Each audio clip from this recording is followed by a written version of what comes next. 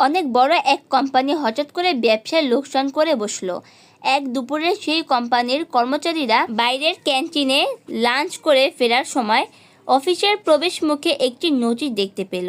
নোটিশে লেখা ছিল, আমাদের কোম্পানির লোকসানের জন্য যে ব্যক্তিটি দায়ী সে গতকাল মারা গেছেন। সেমিনার রুমে একটি কফিনের তার লাশ রাখা হয়েছে। যে কেউ তা দেখতে চাইলে আমন্ত্রিত।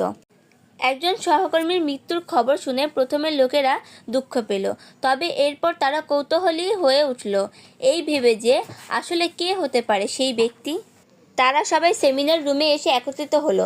সবাই ভাবতে লাগলো, আসলে কে সেই লোক যে আমাদের সাফল্যের পথে বাধা হয়ে দাঁড়িয়েছিল।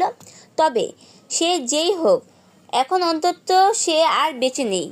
একে একে তারা যখন কফিনের কাছে গেল এবং ভেতরে তাকালো, হঠাৎ তারা কেমন যেন বাকশূন্য হয়ে গেল, হতভম্ব হয়ে গেল, যেন তাদের খুব আপন কারো লাশ সেখানে রাখা ছিল।